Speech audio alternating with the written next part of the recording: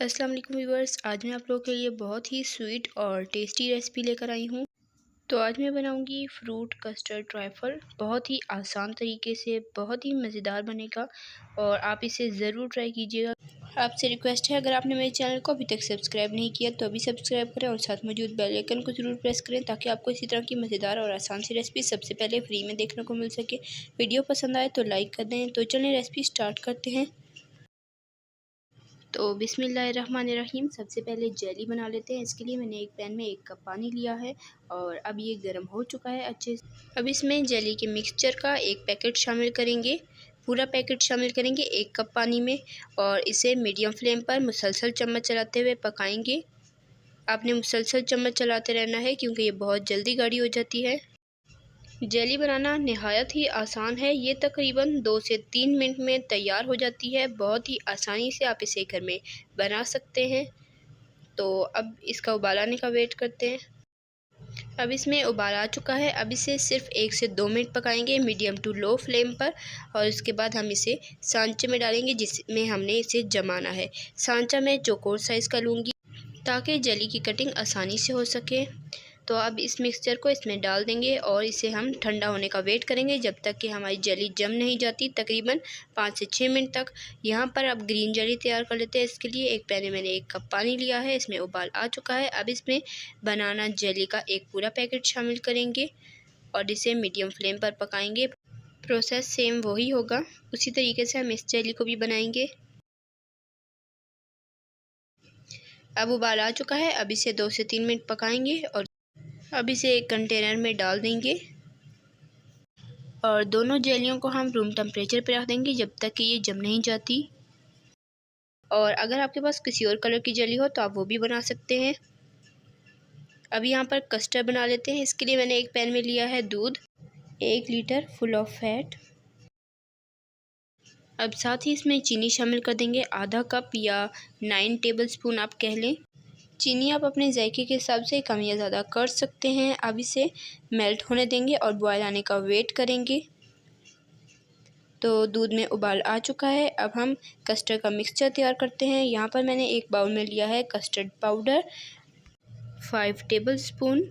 आप किसी भी अच्छे ब्रांड का ले सकते हैं जो आपको पसंद हो। और इसमें अब मिल्क शामिल करेंगे आधा कप। इस मिक्सचर में आधा कप दूध शामिल करेंगे और इसे अच्छे से मिक्स कर लेंगे। बिल्कुल आपने इसे फाइन बना लेना है, इसमें कोई भी लम्स ना हो। तो ये देखिए बिल्कुल ये अच्छे से मिक्स हो चुका है। कलर भी आप देख सकते हैं और इसकी आप स्मूथनेस चेक कर सकते हैं, इसमें बिल्कुल लम्स नहीं है। अब कस्टर्ड तैयार करते हैं। यहाँ पर दूध में उबाल आया था। अब इसमें हमने आहिस्ता आहिस्ता करके कस्टर्ड का ये मिक्सचर शामिल करना है और मुसलसल चम्मच चलाते रहना है ताकि इसमें लम्स ना बने। और आपने फ्लेम मीडियम टू लो रखनी है, हाई फ्लेम पर नहीं पकाना इसे। अब इसे मीडियम टू लो फ्लेम पर 3 से 4 मिनट पकाएंगे या तब तक पकाएंगे जब तक कि ये गाढ़ा नहीं हो जाता। तो ये देख सकते हैं आप, ये अच्छे से थिक हो चुका है बिल्कुल। अभी हमें इसे ज़्यादा थिक नहीं करना क्योंकि ये ठंडा होकर और ज़्यादा थिक हो जाएगा। ये देख लें, इतनी थिकनेस काफ़ी है। चलें अब जेली देख लेते हैं कि जेली हमारी तैयार हो चुकी है।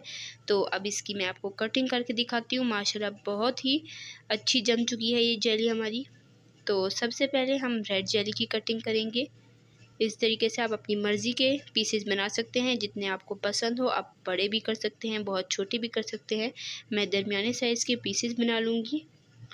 बहुत ही आसान है जेली बनाना और कस्टर्ड बनाना। ये रेसिपी आप ज़रूर ट्राई कीजिएगा, झटपट तैयार हो जाती है। आप इसको मीठी ईद पर भी बना सकते हैं, आप इसे किसी इवेंट पे बना सकते हैं। अब ग्रीन जेली की कटिंग करेंगे। उम्मीद करती हूँ आपको आज की रेसिपी ज़रूर पसंद आ रही होगी। पसंद आ रही है तो हमारे चैनल को सब्सक्राइब करें और साथ में मौजूद बेल आइकन को ज़रूर प्रेस करें ताकि आपको इसी तरह की मज़ेदार और आसान सी रेसिपी सबसे पहले फ्री में देखने को मिल सके। और वीडियो को लाइक कर दें और कमेंट में बताएं कि आपको मेरी रेसिपी कैसी लगती है। माशाल्लाह से देखें कितने ही मज़ेदार और अच्छी जेली बनी है हमारी। इतनी मोटी काफ़ी होगी, ये देख सकते हैं बिल्कुल सॉफ्ट है, बहुत ही अच्छी बनी है।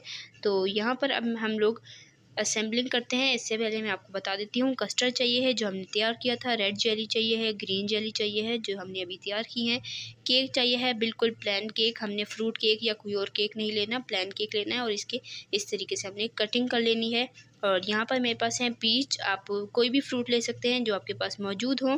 मैंने यहाँ पर पीच लिए हैं 2 बड़े साइज़ के, और यहाँ पर मैंने एप्पल ले लिया है 1 से 2 अदद या हस्बे ज़रूरत, और यहाँ पर मैंने बनाना ले लिए हैं 2 से 3 अदद। आपके पास जौन से फ्रूट मौजूद हों आप वो इस्तेमाल कर सकते हैं। मेरे पास जो मौजूद थे मैंने इस्तेमाल किए हैं। आप मैंगो भी इस्तेमाल कर सकते हैं। तो चलिए असेंबलिंग कर लेते हैं।